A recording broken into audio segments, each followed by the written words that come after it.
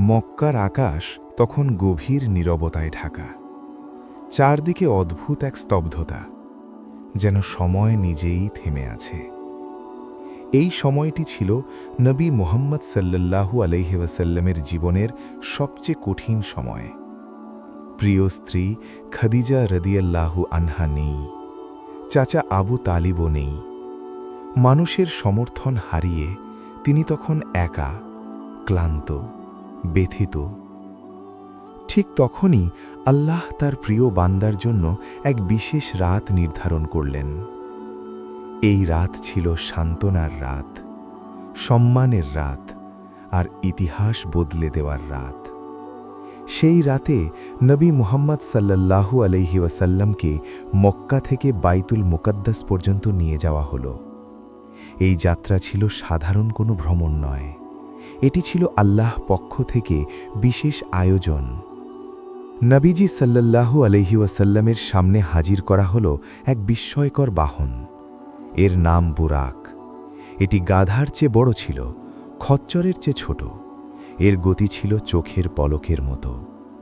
নবী মুহাম্মদ সাল্লাল্লাহু আলাইহি ওয়াসাল্লাম বুরাকে আরোহণ করলেন, আর মুহূর্তের মধ্যেই মক্কার ঘর বাড়ি, পাহাড়, মরুভূমি পেছনে পড়ে গেল। রাতের অন্ধকার ভেদ করে তারা পৌঁছে গেলেন বাইতুল মুকাদ্দাসে। সেখানে নবী মুহাম্মদ সাল্লাল্লাহু আলাইহি ওয়াসাল্লামের জন্য অপেক্ষা করছিল এক বিস্ময়কর দৃশ্য।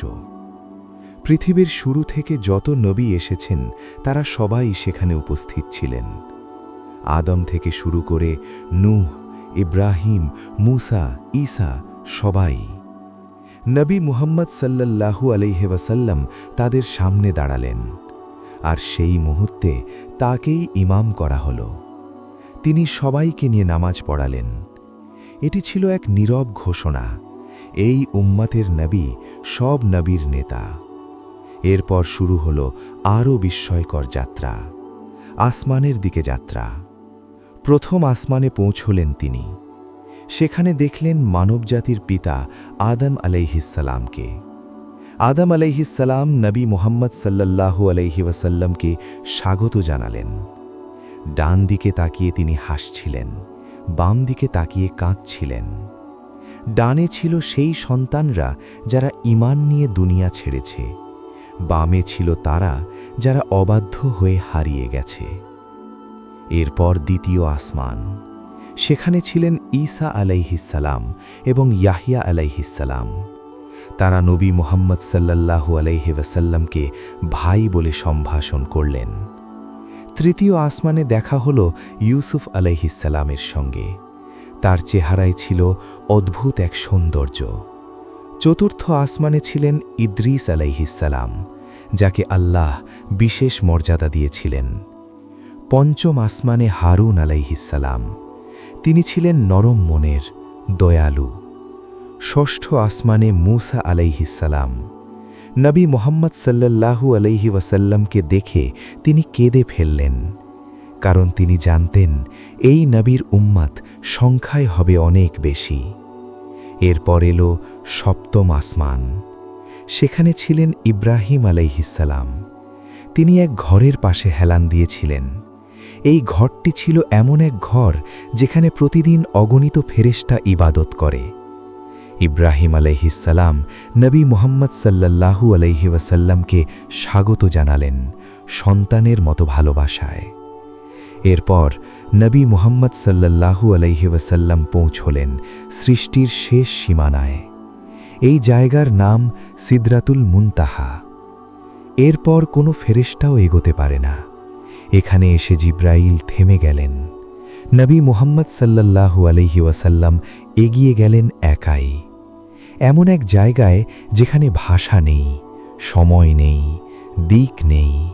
সেখানে আল্লাহ তার প্রিয় বান্দার সঙ্গে যেভাবে চেয়েছেন সেভাবেই কথা বলেছেন।